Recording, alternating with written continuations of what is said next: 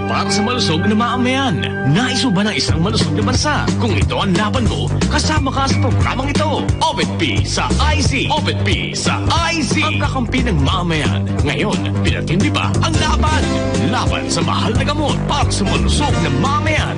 OBET-P sa IC. Malapitan 882 DWIC.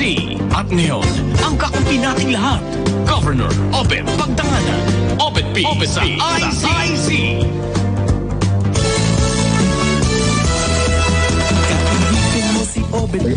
Magandang hapon po, magandang hapon mga kapartner, sa Impapawid. Magandang hapon sa iyo, partner Juday. Sabado ng hapon, magandang tayo. Magandang hapon sa ating mga tagapakinig. Siyempre, it's the Saturday 5 o'clock habit. Nandito na naman po ang inyong mga lingkod, Governor Obet Pagdanganan at Judith Estrada Larino, para maghatid po sa inyo ng mga pinakamainit ang mga balita. And of course, yung mga opinion po at mga komentaryo na inaabangan natin na magmumula po kay Governor Obet mismo. Ano ba ang latest naman tayo dito, partner? Sa himpilang may tolong lakas. DWIZ. Yes. Partner, bago tayo magpatuloy, nais kong batiin lahat ng mga kapwa ko tatay at ang lahat ng tatay ninyo. Yes, Happy Father's Day, bukas na. Father's Day po sa inyo po at sa lahat ng mga tatay sa buong mundo. Oo, at pati partner, yung birthday mo, kumusta ang celebration? Happy birthday. Sana bigyan pa marami yung maligayang kaarawan. Oo. Kaya din naman, binabati ko yung mga kaibigan natin ng 01 ng kaarawan nila ngayon. Ano? Oo. Yung aking apo ay 20th birthday noong June 16. Oo. Happy birthday, Mika. At ngayong June, alam ko marami mga nagdiriwang. Pero mas marami mga nagdiriwang ng kasal pagka June, partner. No? Oo. Anyway, actually, June 14 yung aking kasal din last. Talaga, June bride ka rin pala, no? Ilang taon na kayo kasal? 15, go. 1-5. 1-5. Kami 5-1. Ay. At gulat ako doon sa damit natin. Hindi tayo nag-usap tungkol sa damit natin pareho. Oo nga eh. Ay, si Queen, suot ko nga ito at hamahabol sa Tagaraw. Pero mahal naman ang talaga ng panahon. At partner, nandito na ating kaibigan at suki, si Tukayong Obet Badrina ng Pag-asa. Nakibalita tayo. Magandang hapon, Tukayong Obet. Kumusta na po? Ang lagyan ng panahon. Magandang hapon po, Katukayong Gob Obet. Magandang araw po sa lahat ng mga tagapakinig natin. Narito na ang lagay ng ating panahon. Sa ngayon po, Gob Obet, wala pa rin tayo nakikita anumang low pressure area. Malit pa rin yung chance na magkaroon tayo ng bagyo sa mga susunod na araw. At even sa linggong ito, medyo malit pa yung chance. At ang nararanasan natin ay mainit na panahon pa rin sa umaga dahil yan dulot pa rin yan na mayroon pa rin pong umiiral na ridge ng high pressure area habang sa hapon hanggang sa gabi. Nandun po yung mga posibilidad ng mga thunderstorms at saka mga rain showers. Ito po ay dulot ng mga localized thunderstorms at tumatagal lamang ng 1 hanggang 2 oras. So yan po, Gobobet, ang magiging lagay po ng ating panahon mula sa Pag-asa Weather Forecasting Center. Obet din, Obet Badrina, nag-uulat. Salamat, Tukayong Obet. Magandang balita mo. At, pang-neutralize yung partner doon sa balita na tumataas patuloy ang presyong bilihin, ang presyo ng gasolina, presyo ng diesel, tataas na naman. Magpakarga na po kayo hanggang Lunes sapagkat sa Martes, madaligan naman mga 2.50 yata ang diesel. Bukas pala, may special coverage po ang DWIZ, ang ating himpilan, kaugnay po sa inaugurasyon ni Vice President-elect Sara Duterte Carpio. Ayan, so abangan doon nila yan. Simula umaga pa lang yan, Gob, hanggang matapos yung kanyang pananumpa. Meron yata silang musikahan and parang cultural festival after po ng kanyang inaugurasyon. Maganda yan, interesante. Oo. At ngayon lang nangyari yan na ang Vice President bukod at magandang pagdiriwang sa kanilang lugar. No? So, talagang magandang abangan din yan na makita natin para sa celebration. Alam mo sa Davao, yung Kadayawan Festival, masaya dyan nakakasilan ako. Taon-taon sila celebrate nila.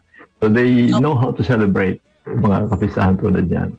Congratulations again to Vice President-elect Sara at may mairaos sa maayos sa kanyang inaugurasyon. Tulad din na inaugurasyon ng ating President-elect.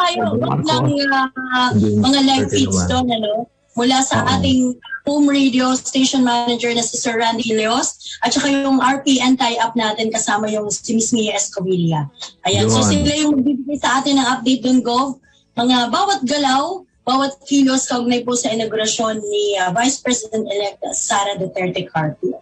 Sa ICTV pa din kasama na yan, pati sa ating Facebook live streaming, ha? Yes, of course. Oo. Ang presidential inauguration naman ay ang petsa kaya niya, partner, June 27 ba? June 30. June 30. June 30, oo. Dito sa National Museum na dati ay Hall of Congress.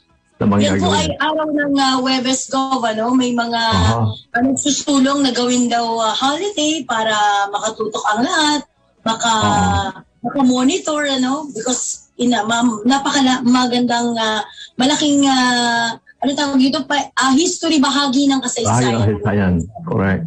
At doon sa National Museum, diyan pala numpa sila Quezon, sila Rojas, sila Osmeña. Dati kasi diyan ang Kongreso partner. Noong ako'y bata pa, mahilig ako makinig. Pero minsan, naglalakad kami, nagpupunta kami sa Congress, nakikinig kami doon sa aming mga kongresista, sa mga senador. Ang galing ngayon ng aming kongresista noon, si Carmen Mercado, si President Pitilad. Talaga namang humahanga kami pagka narinig namin magsipagtalimpati, lalo na pag sa Tagalog. Bilib na bilib ako. Anyway, nais ko rin batiin partner itong bagong appoint isa dito taga Bulacan, taga-Bulacan namin, anak ng Bulacan, si Secretary Menardo Guevara ay na-appoint siya ngayon from Secretary of Justice sa Audiencia, Solicitor General. Kaya ito isang napakahalagang katungkulan. Ano siya, Go? Oo, taga may kawayan. Ang galing naman ng mga taga Bulacan. Bakit ba? Basta mabalit at malapit kami dyan. Well, actually, hindi lang siya, pati si Toots Ople, di ba? Kasama sa IC. Pero ito yung Secretary Guevara, simple itong tao na to, pero napakagaling. Isang bating abogado talaga. Top notcher at simple lang siya. At natutuwa ako. Tinanggihan niya, ina-appoint siyang... Hindi mo madalas siyang... Nagpapa-interview, pero hindi siya yung madalas na yung nagre-react sa mga usapin agad-agad, yung mga ganon. Pero pumuposisyon pagkakailangan at nagpapaliwanag, lalo na pagka nahiling paliwanag. Halimbawa, itong nangyari sa Cebu, na nagkakaroon ng conflict ngayon dito sa gobernador ng Cebu doon sa masking issues, ay meron siyang posisyon dyan. At mamaya ay tatalakayin natin dyan. At partner, magkakaroon tayo ng magandang panauhin, magaling na panauhin, para maluwanagan ang issue dito at baka may nagkakaganyan yan. So, ako sinasabi ay, yung sa... Ayaw ni Governor Gwen. Basta ituloy ang optional face mask policy sa lalawigan ng Cebu. At kasi maganda yung paliwanag din niya.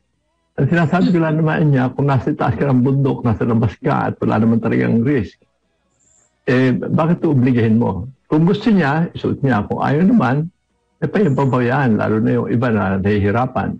Kasi totohanan, hindi rin naman comfortable pag minsan Pag nasa labas ka na, wala kang nag-iisa ka, o open air, ay talagang pwede naman siguro.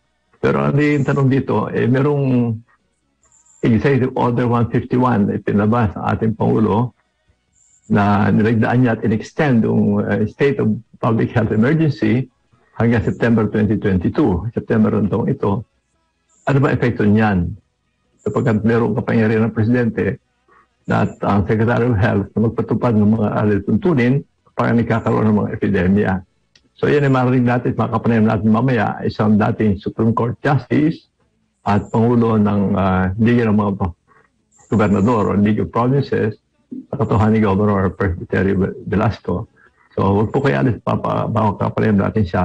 Pero nasibulok ko na rin lang, nais ko rin batiin ng aking lista na si Dick De Leon, General Dick De Leon, na Pangulo ngayon ng Philippine Public Safety College, dati Pangulo Mindanao State University, class 71 pa sa PMA, at pinagmamalaki namin sa klase ito, isa sa pinakamagaling namin, kasama ng General Lipay, General Ping Lacson, Senator Green Puhunasan, na talagang mahusay. At siya ngayon na-appoint na Director General ng NICA, National Intelligence Agency.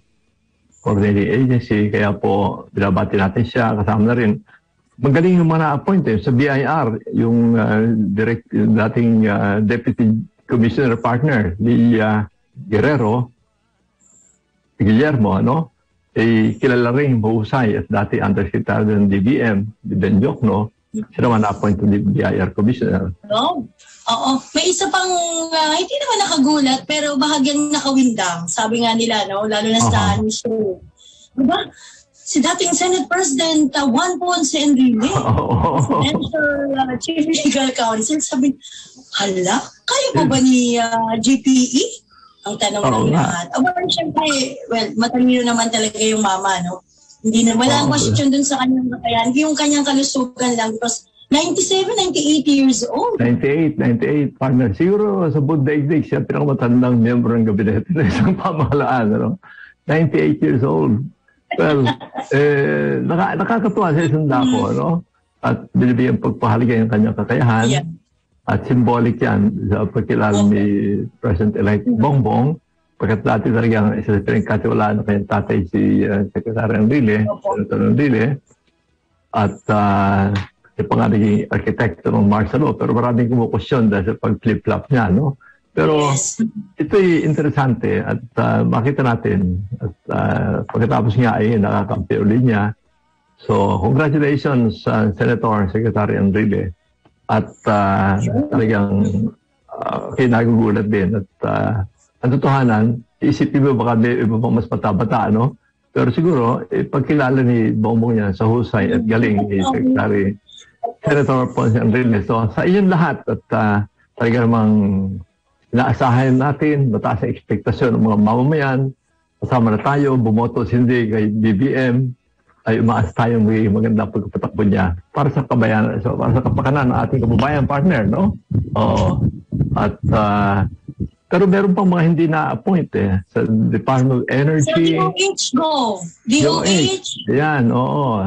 DA, Agriculture.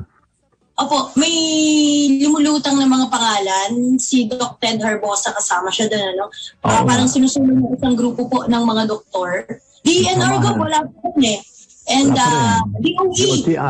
DOTR, wala pa rin. DOTR, yes. Oo. So, abangan natin. Bureau of Customs, wala pa rin, ano? DA, makikita natin. Anyway, partner, siguro, yung mga mahilig sa basketball, nais ko rin batiin kayong lahat, lalo na yung kakampany Stephen Curry. Golden State Warriors. Yes. Congratulations, Bob! Okay, Warrior ako eh. Kaya tuwa ako nanalo siya. At saka sa kaunahang pagkakataon, nanalo siya na most valuable player. MVP, Stephen Curry. For the first time, ito yung pang-apat na beses na champion. Ngayon lang siya naging MVP. Partner, siguro magbigay muna tayo sa paalala. Ang oras ay 17 minuto po. Makalipas na 5. Kaya magbibigay tayo sa paalala sa ating programa. Magbabalik po tayo sa programang OVP sa IZ. Huwag po kayo alis. OVP sa IZ. Babalik po ang ating programang OVP sa IZ sa ating himpilang may todong lakas, DWIZ 882 kHz. At ngayon po ay makakapalim natin ang binabalita namin sa inyo kanina na Pangulo ng Liga ng mga Lalawigan o League of Provinces na binubuo ng mga gobernador ng 81 lalawigan natin sa bansa. At ikapasalamat po tayo kasama natin ngayon at pakikilala natin dating Associate Justice ng Supreme Court. At ngayon, siguro kaunahang naging gobernador pagkatapos maglingkod bilang Associate Justice sa Supreme Court. Galang-galang Governor Presbyterio Velasco ng Marinduque. Magandang hapon po, Governor. Magandang hapon po, Ka-Obet. At maraming salamat na pagbigyan niyo kami. Alam na busy kayo. Oo. Anytime po, basta po kayo. Thank you, Governor.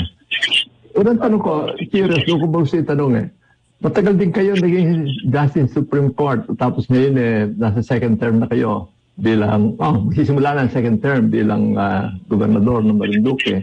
Kumusta na? Anong pagkakaiba nung Chief Associate Justice Supreme Court at ngayon gobernador ng lalawigan at Pangulo pa ng Liga ng mga gobernador, Liga ng mga lalawigan? Governor, describe nyo nga sa amin. Ibang-iba po yun. Kaobet, because doon po sa Supreme Court ay nagdi-decide po tayo ng mga kaso. So, tayo yung may power to decide. At ay yun ay patungkol ho sa mga kaso. So, dito naman po sa local government unit ay marami po tayong ginagampanan na tungkulin. At yan na nga ho ay marami ho tayong mga proyekto, programa, marami ho tayong duties, marami ho tayong sinusupervision ng mga offices para kung kumbaga ang bansa ho, national government ay sumasakop sa mga bagay-bagay patungkol sa buong bansa. Ito na mas maliit na scope lang ho. So, iba ho yung branch sa judicial branch sa Supreme Court ho, basta humahatulo kami ng kaso at yun na ho yun. Lalo sa Supreme Court, ang judgment ko namin dyan ay final na. Dito ho naman ay to certain extent ay final din ho pag na-implement na ho.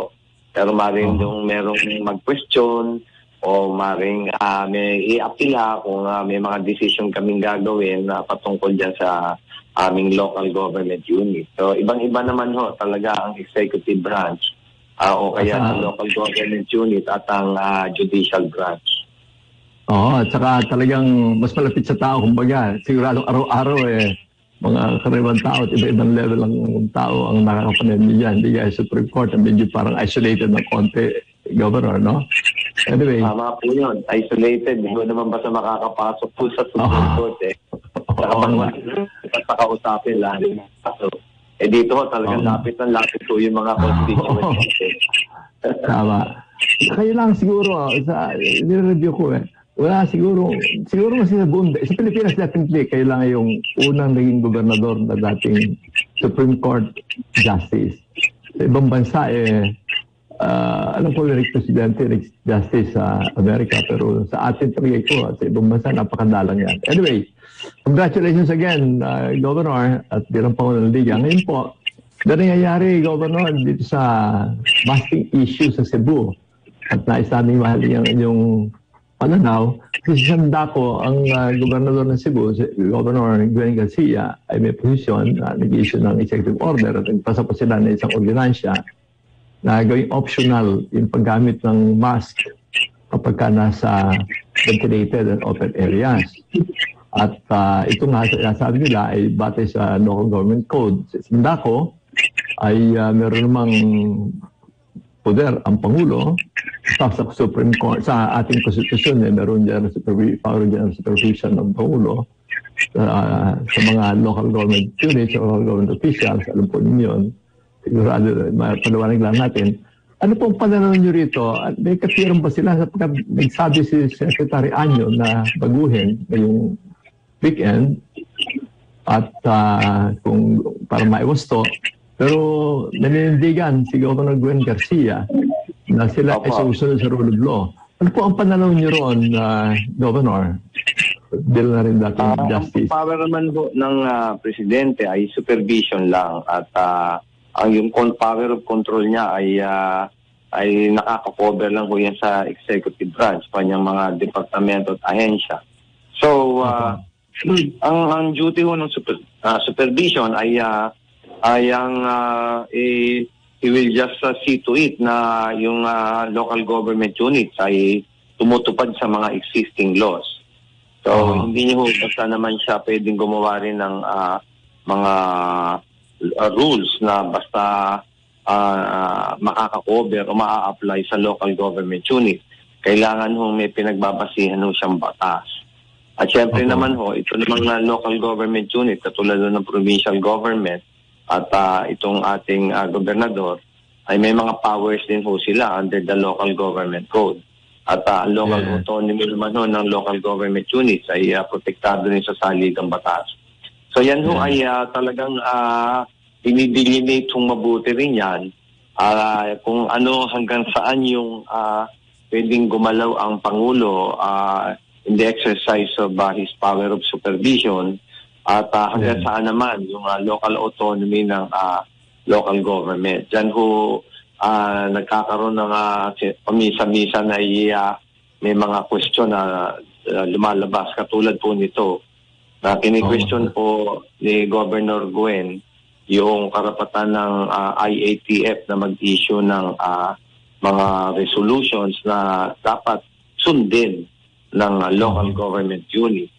Ang sabi ho ng DILG at ni Justice Secretary Guevara ay ginagamit ho nilang base ay yung sa Supreme Court rather, yung Constitution, yung Article 2, Section 15 of the Constitution, na duty ng state to protect and promote the right to health of the people. Yes.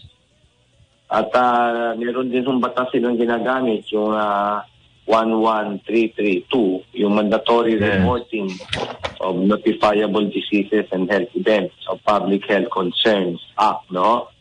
At doon ay inauthorize yung Department of Health at saka yung mga kanyang mga sangay, na magsagawa ng mga rapid containment, quarantine, isolation, mga ibang measures para itong mga public health concerns ay mabigyan ng solusyon. At inauthorize din ng L11332 ang presidente na mag-declare ng state of public health emergency. Yun. So yung section 7 na yun, na binigyan ng authority ang presidente, ay ginamit naman po ng presidente dahil itong COVID nga po ay napakabigat na public health issue at talagang grabe ang epekto sa atin, hindi lang sa atin kundi sa buong daigdig. At yung presidente nag-issue naman ng Proclamation 922, State of Public Health Emergency. So ganyan nagsimula lahat po yun doon sa Constitution, sa 11332 na batas, at yung Proclamation 922, may 929, may 1201. At tapos naglabas naman ng presidente pa ng Executive Order 112 na yan nanggaling lahat doon sa Constitution at RA 11332. Nandito naman sa 112 na Executive Order ay nabigyan ng authority itong IATF na maggawa ng measures para mag-impose ng community quarantine. So, dyan yung mga pinagbabasihan. Eventually nilabas din yung EO 151 para doon naman sa alert level system na para mapatupad ng IATF. So, doon naman sa provincial government, nauna si Governor Gwen, naglabas ng executive order. At ang belief niya nag-aralan naman nila sigurado yun, may karapatan din ng local government na mag-impose ng kanilang executive order na hindi na mandatory, kundi optional. Dahil outdoors lang naman, doon lang naman at well-ventilated. So yun at ang rito ay sinuportahan pa ng isang provincial ordinance ng Sangguniang Panlalawigan. So yun mga pinagbabasihan dahil may ginagamit alam natin niya, yung Section 16 yan sa General Welfare Clause na pwede namang maglabas ng mga ordinansya, resolution para sa efficient, effective governance at para sa proteksyon ng health and safety ng mga constituents sa Cebu. So yan yung mga nagbabangga na issue. Ang pananaw ni Justice Secretary mas mataas itong mga na-issue ng IATF na nakabase naman sa Constitution at sa RA 11332. Ayun ay ganyan sabi natin. Maganda siguro ay mag-usap muna yung dalawa. Baka mag-harmonize at baka konting i-tweak lang ng konti o ayusin yung executive order ay wala naman talagang conflict. Yun. Pareho namang maganda layunin ng governor, yung layunin ng gobernador, layunin ng presidente, of course, at Secretary of Health, ay napakabuti para sa protection at may mga napakagandang paliwanag niyo sa kanya-kanyang batayan. Bilang Pangulo ng Liga ng mga Gobernador, Liga ng Provinces, nakausap na ba niyo si Governor Gwen? Governor, baka pwedeng nagkaroon na ba kayo ng pamamagitan? Kaya, makakatulong siguro. Kasi importante maliwanagan. Baka mamaya may iba sumunod sa kay Governor, lalaki yung gawak, lalaki yung hindi maaaring malitong mga mamamayan natin. Meron ba kayong plano pamamagitan, Governor? Opo, at kakasapin po natin si Governor Gwen Actually, nag-meeting ho kami ng Liga, pero hindi na ho namin makagawa ng position dahil baka ho umabot sa korte. Dahil baka maging subjudice sa amin at parang kasama kami, hindi pa naman kami involved para gagawa ho tayo ng pag-usap ni Governor Gwen at nakausap po nito si Anyo at sabi ko yung mga magandang pag-usap ng kaliwanagan at baka naman na maayos yung executive order at yung provincial ordinance ng Cebu.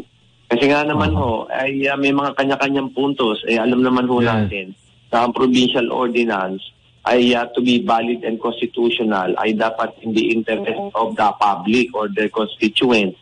At dapat ho equally applied at hindi dapat ho ay reasonable in the sense na it's not too rigid or harsh.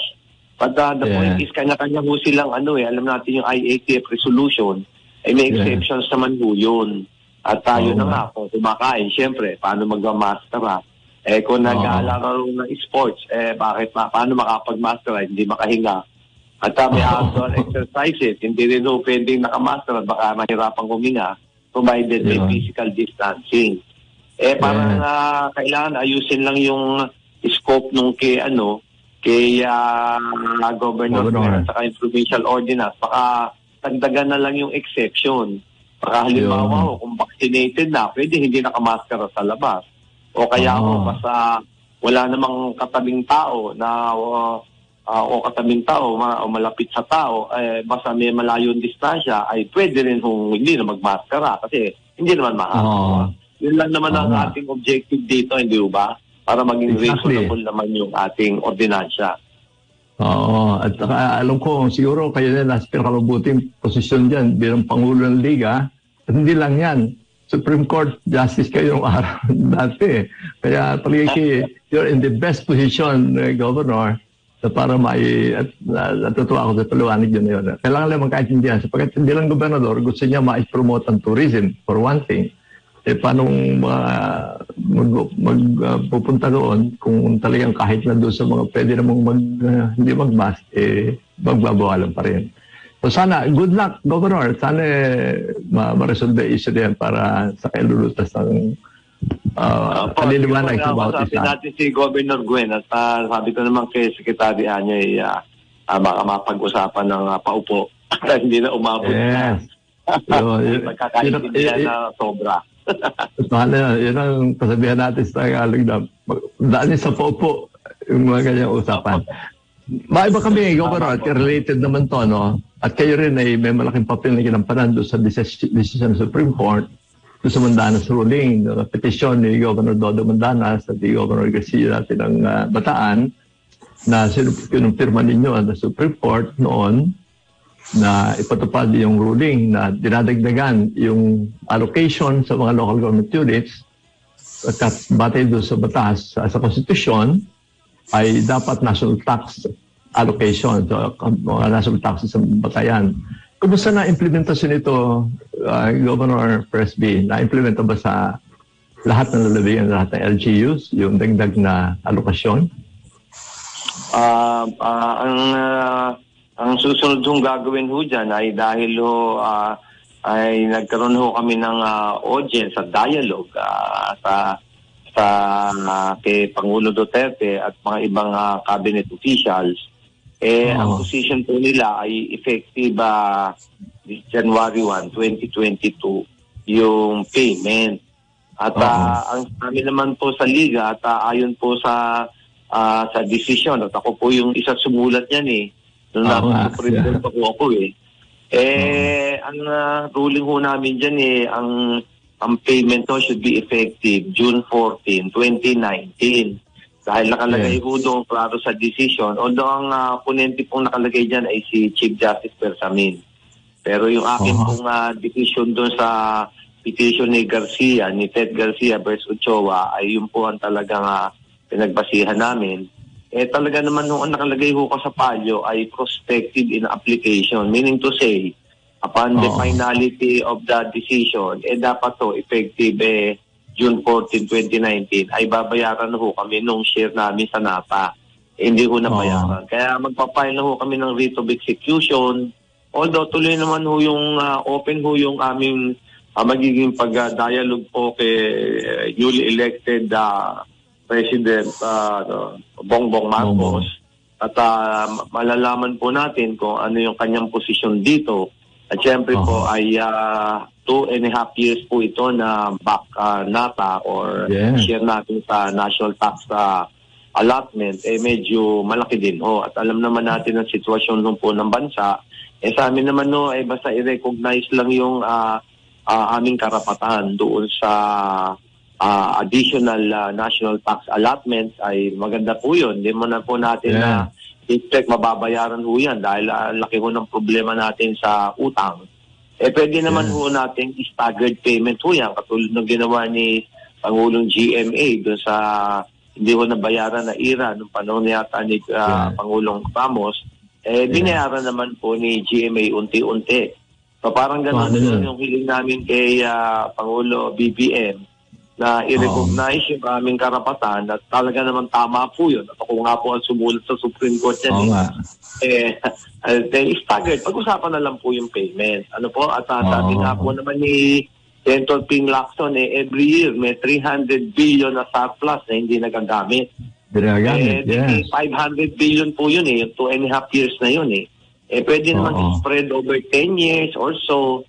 Hindi naman humahirap ako sa atin ng mga local government units. Alam naman po natin ang sitwasyon. Magandang niyagaling sa inyo yan dahil may nagbibigay ng opinion na 2019 nga, pero anya yung pagkapatupad ng tax allocation ay effective doon sa value, sa third year proceeding. Kaya parang sinasabi nila, 2019 nga yan, dapat 2022 lang ipatupad. May nabasa akong gano'n, Governor. Pero sinasabi nyo, hindi tama yun. Dapat June 14, 2019 effective. So yun kasi may interpretation sinasabi silang gano'n. Sabi ko, parang hindi tama yata ito. Kasi dapat daw third year proceeding on basis, 2019 decision. So 2020 papatupad based on 2019 national tax allocation. Yung pwede liwanagin natin talaga doon batay sa desisyon yung bagay na yun, Governor. Yung po dating ko Obet ay klaro po yun doon sa resolution ng Supreme Court denying the motion for reconsideration of the respondents represented by the Solicitor General na ang ano ho talaga dyan ay kinakount ho yan sa third year proceeding ng effectivity nung or finality of the decision. Kaya ho yan ay talagang i-recon yung 2019 base ho dun sa 2016 na collection of taxes. So 2019, 2020, 2021, 2022, 2.5 years. Sabi niyo 500 billion. At tama kayo, totohanan yun. Sumasakayon ako sa punto nila yun. Pwede namang installment ang gawin nilang pagbabayad Pero ilalanin lang. Well, sana ma-resolve yan sapagkat kailangan din yan ng ating pamahalaan lokal. At dito may inisyo ang Presidente Duterte na EO 138 Governor. At alam pong nandun kayo sa Committee on Devolution bilang Pangulong Liga. Ano na sitwasyon doon? Kasi ang isang impresyon ng mga nakakabasa, kung dadagdagan na naman yung mga devolution. Alam niyo po, ay kasama nga po yung nilabas nga po yung 138 para po sa devolution. Lumalabas po sa aming pag-compute kung magkano ho yung magagastos na para ipa-implement po namin yung mga devolved functions under Section 70 ng Local Government Code. At hindi lang po yun ay nadagdagan pa po ng ibang functions yun under special laws or other existing laws. Nadagdagan po yun. Hindi lang po yun nakalista sa Section 17 ang i-devolve ng national government. Marami pa ho na dinagdag. So, nung kinukompute ho namin lahat, yung gustong i-devolve, mas malaki pa ho yung expenses na aming gagastahin ng local government unit na para ma-perform yung mga functions na yun kesa po doon sa matatanggap namin pong IRA or ngayon ay NATA. So parang lumalabas to ay parang nalugi po yata ang local government units. Ayan ho, pinapaglaban po namin doon sa National Committee. At membro din po ako nung National Committee on Devolution at pinag-uusapan po yan. Hello. Opo. Hello. Nagkaroon ng konting disturbance sa linya, Governor. Tuloy po niyo. Kasi napakalagang punto yung pinapaliwanag na yun eh. Kasi nangyari din yan. Kung pwede yung isingit lang sandali. Nung araw, Governor, at ako naman nung panahon na Presidente ng Liga ng mga Gobernador, napansin namin yung budget ng DOH, Department of Health, hindi naman nabawasan. Ang takot-takot ang nilipat nilang tao. Pag pinagsama mo yun sa agriculture sa Department of Health at that time, 49,000. Pero ang budget nila hindi naman natin patuloy pa din. So, sana maiwas to yan, Governor. Kasi talagang mukhang ganun kung ginawa noon, mukhang ganyan din ang gagawin sa inyo ngayon. So, anong plano nyo ron, Governor? Well, nandun nga po kami sa National Committee on Devolution. So, ini-insist mo namin yung aming position. Hindi pa ho yung right time to implement devolution. Lalo po dito sa, in the first place, ang amin hong position dyan ay yung aming makuhang share dun sa national taxes o magiging national tax allotment namin ay dapat magamit namin sa aming mga pansariling proyekto at programa para lalo mapalakas ang ating mga local government unit. At yun na nga ho, ay kailangan magbaba sila ng ibang pondo na corresponding doon sa mga ibinababa nilang functions under Section 17 ng Local Government Code. At yun po mga functions at saka projects under special laws. Kaya nga ho ngayon ay hindi po tapos yung devolution at lalo mas masigat ang epekto nito sa 2023. Dahil kung gagamitin ho yung 2020 na base para po sa NATA sa 2023, babagsak po na mababawasan ng 25%, at least 25%. Yun ang sabi ho, kung magiging share namin. Kaya ho, nung kinumpute namin noong 2022, yung aming gagastos yun sa i-devolve, lugi na ho kami. Lalo sa 2023, lalo mas malaking gastos po ang aming may experience. Dahil babagsak po yung share namin. Pati sa 2024, babagsak din yung tasa natin dahil wala naman ng koleksyon noong 2021 masyado. Talaga hindi makakayanan ng local government unit itong devolved action. At saka siguro, Governor, Pangulo, yung ililipat nila, hindi lang yung responsibilidad, pati resources. Kasi ililipat nila yung gastos, ililipat nila yung responsibilidad, i-retain naman nila yung pondo nila. Kaya nga, yung pera ng DOH at pati ng agriculture, lalo ng DOH, talaga namang madalas pagkatapos ng taon meron sila hindi nagagamit ang budget. Sabi nga ni Ping Lacson talaga namang hindi parehas. Kaya maganda siguro po, pag maglilipat pa silang ganyan, kahit anong departamento, siguruhin na hindi lang yung gastos at tao nililipat din na resources, dapat makasama rin. Sana. Tama po kayo. Tama po kayo, Ka-Obet, at kay former kailangan mag-track ho sila sa corresponding na pera para doon sa individual po nila. At yung amin naman sa Mandanas First Ochoa ay magagamit po ng local government units yan para sa sarili nila o local project and programs. Tama po kayo doon. Kailangan may ibababa pang additional financial resources. Hindi dapat dagdag ang pondo nila. Bawas naman ang bawas ng responsibilidad dinibigay sa inyo. Anyway, pero tala nandun dyan kayo, Pangulo, no? Governor. Dahil kailangan sanang makibalita rin sa Universal Healthcare Act. Isa pa ito Pinagtibay ng 2019 yung Universal Healthcare Act. At napagtibay na rin, napirmahan ng Pangulo noong Oktubre 2019 yung Implementing Rules and Regulation. At dito nakalagay dito na province-wide saka city-wide yung implementasyon ng Universal Healthcare Act na ang gobernador sa lalawigan ng mga munisipyo at sa mga urbanized cities naman, yung city mayor. At pati pondo ililipat dito sa inyo. Yung ano ang sitwasyon ngayon, Governor, at bilang Pangulo ng Liga, doon sa pag-i-implement ng Universal Healthcare Act? Sa ngayon po, marami hong requirements kasi hong pinapataw dyan. In the meantime ho, ay in the process ho ng compliance sa mga 16 indicators or requirements ho. At pinoproject ho na hopefully by the end of this year, by December 31, ayos na ho lahat itong mga indicators or requirements para ho maumpisa na itong Universal Healthcare Act. At isang inaalala na lang ho dito ay kung maibibigay ng PhilHealth yung Special Health Funds. At paano tatakbo yung Universal Healthcare? Kung yung PhilHealth ho ay nahihirapan din ho sa pondo. Kaya ang pinakamalaking issue din ho dito ay yung pondo. Saan ho kukunin yung pondo para maging epektibo itong Universal Healthcare? Yeah. Ang supposed to be, Governor, di ba, magkakaroon ng pooled Special Health Fund na ipapasa sa inyo. At kayo mga ngasiwa, together with special yung health board, local health board. Pero yun na nga isang malaking tanong dito yung paglilipat ng pondo.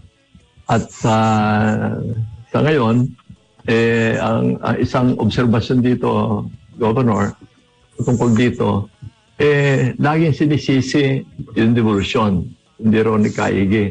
Pero sabi ko nga, hindi kung sinisisi ng DOH, lagi pag in-interview sila, kasi na-devolve, ginagawang dahilan. Samantalang, ang totohanan, pinasa na ng gasos. Bakit hindi nila ibalik kung gusto nila ibalik? Sigurado naman hindi nila tatanggapin sapagkat nailipat na sa inyo yung gastusin. So, hindi naman siguro fair yung lagi sinisisi kayo, ang local government units, sa devolution na hindi na devolve, kaya hindi maganda ang takbo.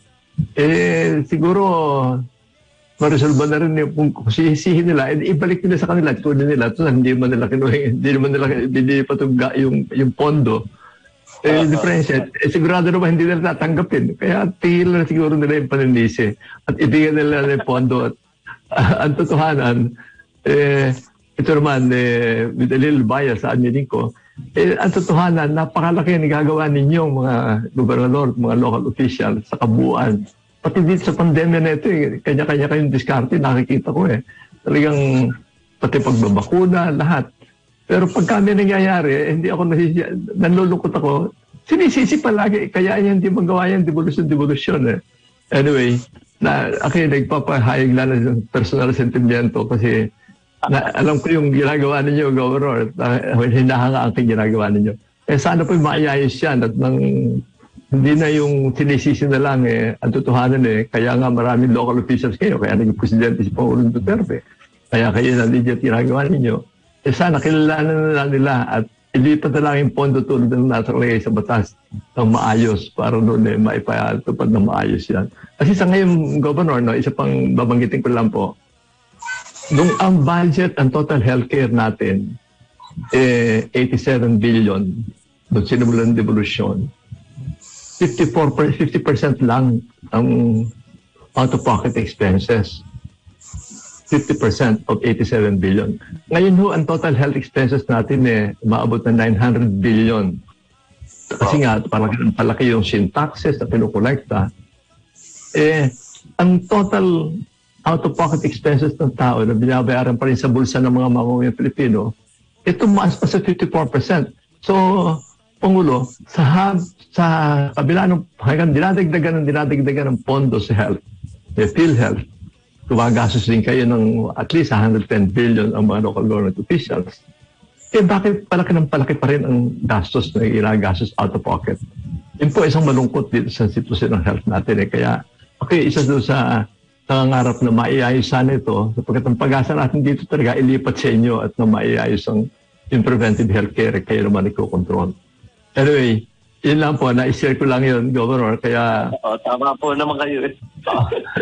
Tama po kayo, talaga naman po ang mga local governments ay nahihirapan po dito sa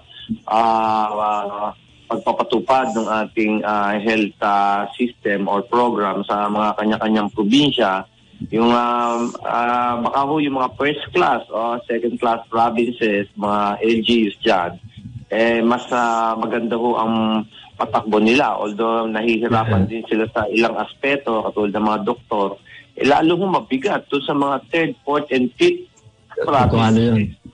So, talagang hirap na hirap po. At kumakain pa po doon sa aming general funds itong mga gastos dito sa hospital. At yung iba ho ay nagpa-renationalize na ho eh.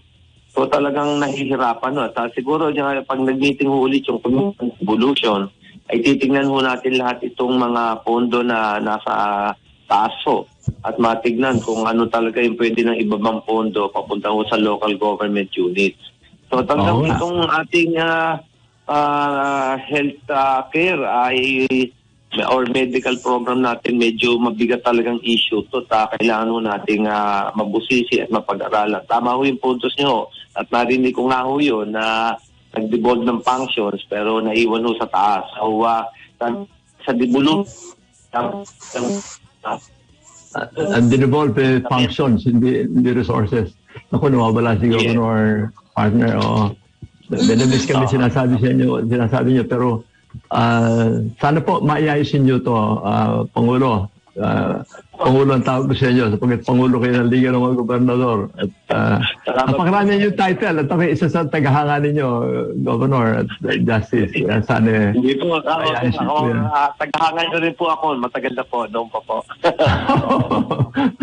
Well, hindi lang yan. Isa pang binabati ko rin kayo, you've raised your children well, lalo na si Speaker. Isipin nyo, talagang batang-bata ay Speaker of the House at ngayon walang kalaban. So, tanggapin niyo pagkakataon ko. At nasa inyo po pagkakataon, kinukulong na rin tayo ng oras, Governor, para lang i-address niyo siguro itong mga problema nito at batiin niyo ating mga constituents niyo at ating bayan.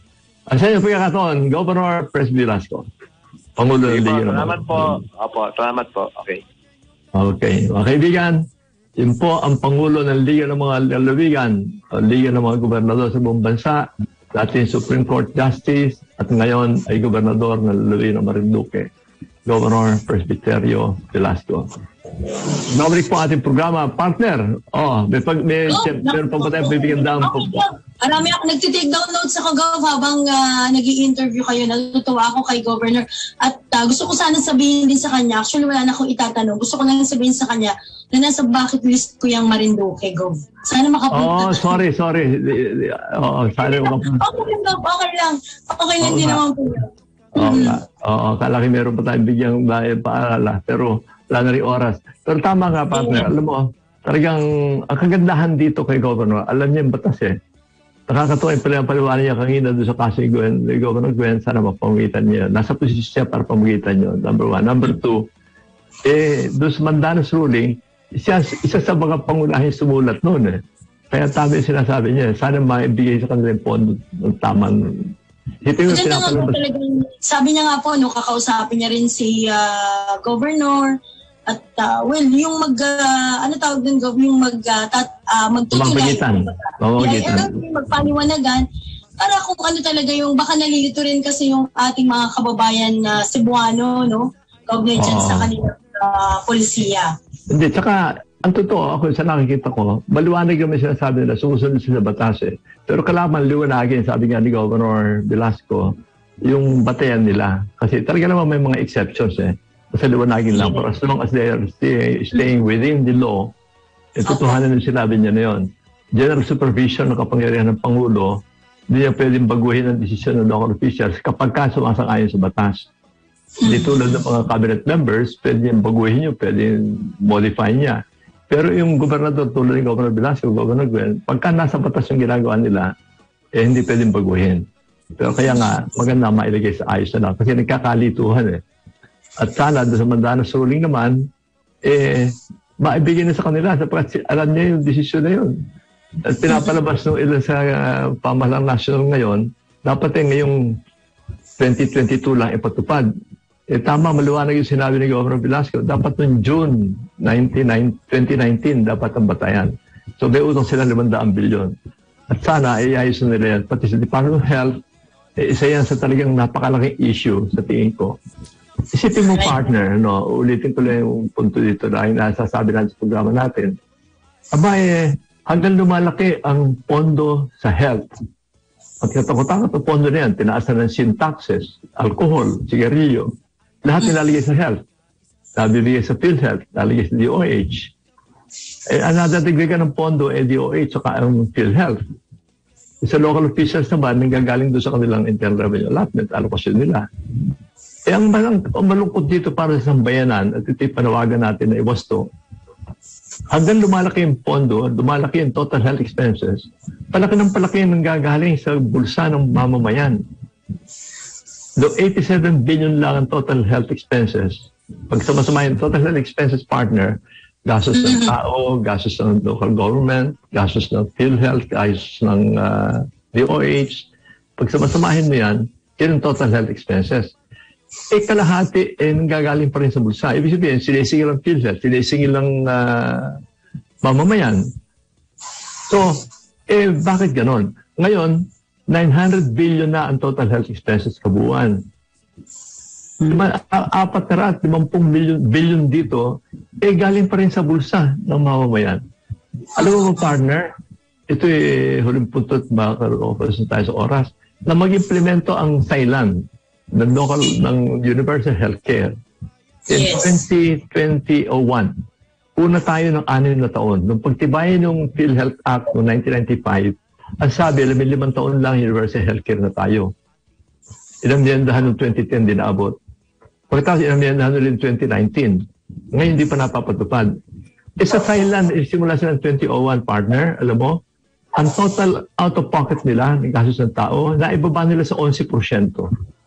Ibig sabihin, nung inayos nila yung Universal Healthcare nila, 11% na lang ng total expenses yung ginagastos ng tao sa sariling bulsa. Ibig sabihin, pagka pumasok sa hospital sila, maliit na lang ang pinapaluwal ng tao. Dito sa atin, hanggang lumalaki yung pondo para butas itong sinasabi sa Tagalugan, yung DOH at yung PhilHealth, ang healthcare expenses natin.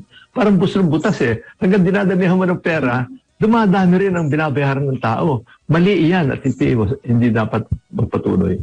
Kaya natutuwa ako, ito yung napag-usapan natin with Governor Velasco at sana bilang Pangulo ng Liga ay maibasto ito. Ang solusyon dito talaga, tulad ng ginawa sa Thailand, preventive healthcare.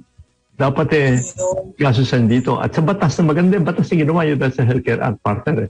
Dapat upgrade yung mga rural health units, upgrade yung mga barangay health centers, at yung pondo ibigay sa mga gobernador, sa local government units, at sila mamamahala para alam nila kung saan gagasusin. Sa mga tao dapat. Gusto nila yung sitwasyon, Gobe, no? Oo. At alam nila may sakit. Alam nila ang dapat gawin. Totoo lang. And they can focus on preventive healthcare. Hindi ito sa PhilHealth na puro kung ano-anong mga katiwalaan na nangyayari na puro overstated yung mga claim. At in the end, ang nangyayari, nagagastos pa rin tao. So, singil na malaki ang PhilHealth, singil pa rin malaki ang tao.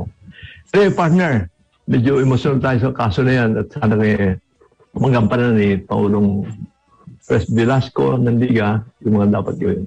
Partner, bilis ang oras. Sana, pasalamat na lang tayo. Una, pasalamat sa iyo. Paunais natin pasalamatan yung ating mga nakaagapay sa newsroom, sina Ariam, si Isha, si Mace. Thank you, Mace. Si Jello, yung ating sa SOCMED, si Kimi Gomez, si Joanna Luna, sino pa yung isa? Si Jai. Yan. Yes, maraming salamat po sa Engineer Eric Gob, tsaka sa Engineer John. Right. Maraming salamat po sa inyo. At hanggang sa susunod na Sabado, makakapiling niyo pa rin po ang inyong lingkod ulit as Estrada na rin, of course, kasama si Gob. Happy Father's Day sa lahat po. Yes, Happy Father's Day. At maraming salamat din. Mabuhay po kayo. Ingatan nawa po ating Panginoon palagi.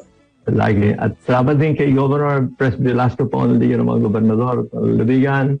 At sa inyo lahat po, nag-aayaya inyong lingkod sa Sabado. Sama ulit tayo sa ating programang OVP sa IC. At huwag kayong aalis. Partner, nandiyan na si Monset at Chris Ranyo sa ating programang Todong Lakas, DWIC 882. Ingat po tayo.